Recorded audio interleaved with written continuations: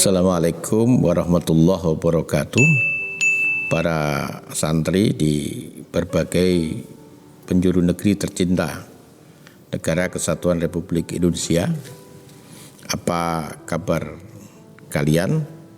Saya yakin kalian dalam keadaan baik, dan saya percaya hari-hari kalian menjadi hari yang sangat penting untuk menambah ilmu, menambah amal, menambah keyakinan, karena kalian sedang diharapkan oleh bangsa ini untuk menjadi pemimpin yang akan bisa menuntun, membimbing, dan mengantarkan bangsa ini sesuai cita-cita yang sudah dituliskan oleh para pendiri bangsa, negeri yang adil, negeri yang makmur, negeri yang berdasarkan Pancasila. Para santri mulai hari ini dan hari-hari Senin berikutnya kita akan mengkaji Asmaul Husna. Pertimbangannya, yang pertama, untuk mengenal Allah, karena ketika seseorang tidak mengenal Allah, maka dia tidak bisa bersikap sebagaimana seharusnya terhadap nama Allah itu sendiri, terhadap kekuasaannya, terhadap perintah dan larangannya, terhadap takdirnya. Mungkin kita bisa menjalankan sholat, puasa, haji, dan rukun, syarat, dan sunnahnya mungkin bisa kita penuhi. Tapi ketika kita tidak mengenal Allah dengan tepat, maka kehusukan, ketawaduan, hadirnya hati akan sangat sulit kita penuhi. Padahal Allah Subhanahu wa ta'ala tidak hanya menilai perbuatan kita, tidak hanya menghitung amal kita dari aspek dohirnya. Dalam banyak ayat juga disabdakan oleh Rasulullah SAW, Allah akan lebih melihat bagaimana kondisi hati seseorang, dan hati yang tulus, hati yang penuh penghormatan, hati yang hadir, itu hanya bisa muncul kalau kita mengenal Allah Subhanahu wa ta'ala. Para santri, sebelum saya teruskan vlog ini, jangan lupa like, subscribe, dan share ke media sosial yang lain. Bagi kalian yang sudah subscribe, saya sampaikan terima kasih. Harapan saya vlog Asmaul Husna ini bisa menjadi bahan bagi kita untuk lebih mengenal Allah Subhanahu wa ta'ala.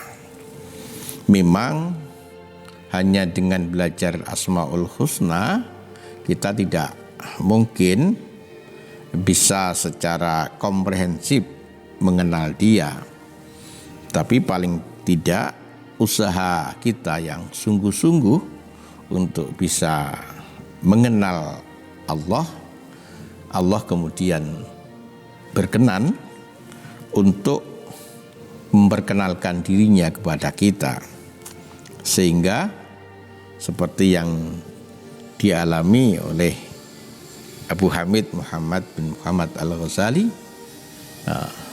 tidak lagi ada keraguan, tidak lagi ada sesuatu yang menimbulkan pertanyaan, karena semuanya bisa disaksikan dengan sangat yakin, bukan hanya ilmu yakin, bukan hanya ainul yakin, bahkan hakul yakin. Para santri, nama Allah ya, untuk mengenal Allah paling tidak ada dengan dua cara. Yang pertama, bima'rifati asma'i, dengan mengetahui nama-namanya. Yang kedua, bima'rifati ma khalaqallah, dengan mengetahui apa saja yang Allah ciptakan. Nama-nama Allah yang sudah kita kenal 99, walaupun ulama yang lain ada yang mengatakan lebih banyak, ada juga yang lebih sedikit dari jumlah itu. Tapi kita akan menggunakan Asmaul Husna yang jumlahnya 99. Dari 99 itu, yang pertama Allah kenalkan kepada kita adalah Ar-Rahman Ar-Rahim. Dari sini kita bisa mengambil pelajaran yang sangat penting. Allah ingin dikenal dengan kasih-Nya, dengan sayang-Nya. Allah memang memiliki asma yang lain yang maha adil, yang tidak ada toleransi di dalam keadilan, yang menggenggam, yang memaksa. Tapi nama yang pertama yang Allah inginkan dikenal oleh hambanya adalah pengasih dan penyayang. Dan itu yang harus tertanam di dalam sanubari kita. Allah itu sangat sayang kepada hambanya. Kalimat Rahman itu berasal dari kata rahmat, ikut wazan fa'lan, yang artinya kesempurnaan dan juga kesementaraan.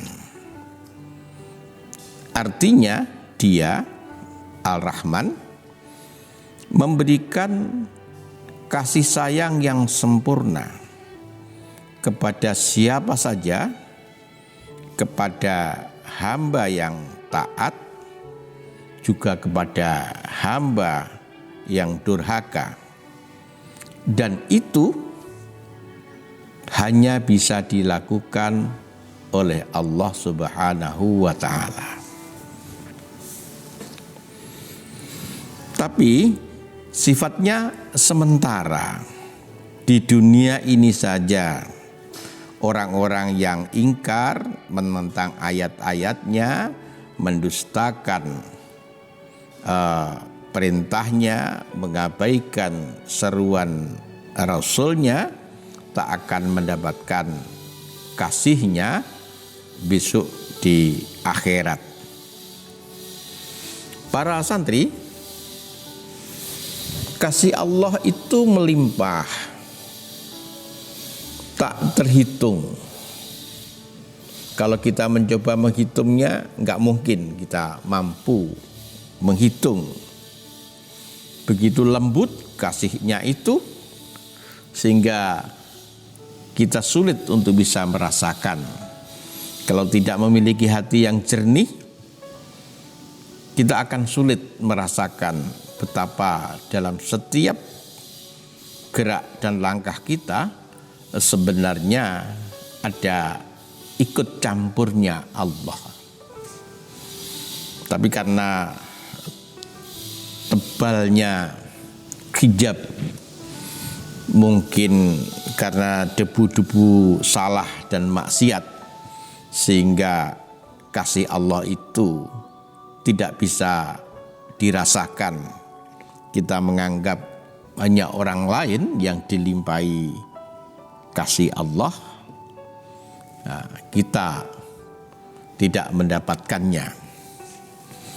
Para santri, setiap orang, siapapun dia, apapun agamanya, mendapatkan panca indera, mendapatkan akal pikiran, mendapatkan hati. Allah memerintahkan, memilih hamba yang terbaik sebagai rasulnya untuk menjadi mursyid sekaligus uswah, dan diberikan kitab suci sebagai petunjuk. Kita bisa mengambil kesimpulan bahwa Allah berkeinginan agar manusia mengetahui tugas hidupnya, berjuang untuk menunaikan tugas itu. Para santri, dunia ini dicipta dengan indah, bukan untuk dirusak dan dihancurkan. Manusia yang baik akan menjaga kelestarian, keindahan, dan fungsinya. Allah melarang kita untuk menumbuhkan kerusakan. Wala tufsidu fil ardi ba'da islahiha. Dan janganlah kamu membuat kerusakan di muka bumi ini sesudah Allah memperbaikinya. Dan di ujung ayat itu Allah dawuh, inna rahmatallahi qarib minal muhsinin. Inna rahmatallahi qaribun minal muhsinin. Sesungguhnya rahmat Allah amat dekat kepada orang-orang yang berbuat baik. Rahmat Allah juga melimpah pada makhluk lain. Mereka tumbuh dan menunaikan tugas yang diembannya. Kita bisa menyaksikan bagaimana perjuangan tumbuh-tumbuhan, aneka satwa untuk bisa hidup dan mempertahankan keturunannya. Allah limpahkan kasih hingga seekor induk ayam melindungi anak-anaknya.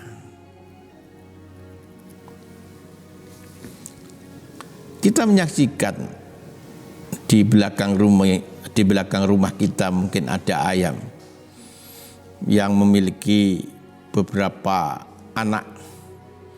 Dia mengais-ngais tanah setelah ketemu jenis-jenis makanan yang tersembunyi di balik tanah. Ia mengundang anak-anaknya untuk bisa memakannya. Dia sendiri malah tidak makan. Kalau ada sesuatu yang mengganggu, sang ibu dengan sangat berani memekarkan sayapnya untuk menghadapi sesuatu yang mengganggu. Apakah yang mengganggu itu manusia atau binatang, sang ibu mempertaruhkan nyawa untuk melindungi anak-anaknya. Itu adalah kasih yang ditebarkan Allah untuk ayam. Para santri pernah di zaman Nabi ada serombongan tawanan menemui Nabi. Salah seorang wanita mencari-cari anaknya. Saat menemukan, ia merengkuhnya, mendekapnya, dan menyusuinya seakan-akan dia tidak ingin berpisah dan melepaskan lagi. Rasul bertanya kepada para sahabat, "Lihatlah, mungkinkah wanita itu melempar anaknya dalam api?" Jawab para sahabat, "Tentu tidak ya Rasul." Kemudian Nabi bersabda, "Sesungguhnya Allah lebih menyayangi hambanya dibanding kasih sayang wanita itu kepada anaknya." Hadis ini diriwayatkan oleh Bukhari dan Muslim. Para santri, oleh karena itu menjadi penting bagi kita untuk bisa merasakan rahmat Allah itu di dalam diri kita dengan mengasah mata hati kita agar setiap hembusan nafas kita bisa merasakan betapa Allah sangat perhatian kepada kita dan memberikan curahan rahmat kepada kita, dan tentu ada tersimpan harapan dari Allah agar kita memahami apa yang dikehendakinya. Sekali kehidupan ini hendaknya kita gunakan untuk menyempurnakan pengabdian dan penghambaan kita kepada Allah, dan itu yang Allah harapkan. Para santri, bagaimana kalau kita ingin meneladani asma ini? Yang pertama, membaca dengan memahami, penuh penghayatan serta istiqomah, maka Allah akan melimpahkan kasih sayangnya. Yang kedua, memberikan kasih sayang kepada siapa saja, apa saja, dan kapan saja. Allah melindungi seorang hamba selama hamba itu melindungi saudaranya. Jangan menyimpan sesuatu yang buruk di dalam hati kita, kemudian mewujud keluar melalui lisan kita, melalui sikap kita, melalui perbuatan kita. Karena ada hukum tabur tunai. Kalau kita melakukan kebaikan, maka yang akan kita panen adalah kebaikan. Sebaliknya, kalau yang kita tebarkan adalah keburukan, kejahatan, maka yang akan kita tunai adalah kejahatan dan keburukan. Yang ketiga, berpandangan optimis terhadap hamba-hamba yang lengah.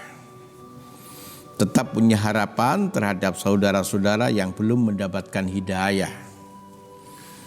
Selama kita hidup, para santri, serba belum pasti di ujungnya. Nabi memberikan informasi kepada kita, seseorang yang melakukan kebaikan, begitu baiknya sehingga antara dia dan surga tinggal sejengkal. Tapi ternyata Allah menentukan dia di neraka, maka dia melakukan perbuatan yang menuju ke arah neraka. Demikian sebaliknya, ada orang berbuat durhaka, begitu kerasnya hatinya, begitu buruknya perbuatannya, sehingga antara dia dan neraka tinggal sejengkal. Tapi karena catatan nasibnya yang ditentukan Allah dia di surga, maka dia melakukan perbuatan kebaikan dan kemudian masuk surga. Maka kita harus selalu berpandangan optimis terhadap diri kita dan orang-orang lain, dan berjuang selalu agar kita tetap di jalur kebaikan, dan semoga kebaikan yang kita lakukan ujungnya juga kebaikan juga. Para santri, yang keempat, memberikan nasihat dengan lemah lembut, mengajak dengan bijak, dan berdoa untuk mereka agar Allah berkenan memberikan hidayah. Allah mengajarkan kepada kita, ud'u ila sabili rabbika bil hikmah wal mau'izatil hasanah. Ajak ke jalan Tuhanmu dengan bijak dan petunjuk yang baik. Karena dengan kalimat-kalimat yang baik, kalimat yang menggugah jiwa, dan kebijaksanaan dan kearifan sikap dan perbuatan kita bisa jadi menggugah hati orang lain, melunakkan hati-hati yang mati, kemudian berkenan mendengar seruan kita. Dan yang kelima, tetap berendah hati, karena selama kita masih hidup akan mungkin berubah, baik menjadi buruk dan sebaliknya. Kita jangan pernah menepuk dada, bersombong diri, ujub terhadap kebaikan-kebaikan yang kita lakukan, karena di ujungnya bisa sebaliknya. Sebaliknya, ketika kita belum bisa melakukan hal yang baik, jangan frustasi, jangan pesimis. Kita terus minta petunjuk kepada Allah, minta hidayah kepada Allah. Senyampang kita melakukan kebaikan sebisa yang kita lakukan, insya Allah kita akan diberikan curahan rahmat dan bisa melakukan hal yang baik. Itu para santri, satu asma Ar-Rahman. Moga-moga selanjutnya akan datang kita bisa mempelajari Ar-Rahim. Akhiran, wabillahi hidayah taufik. Assalamualaikum warahmatullahi wabarakatuh.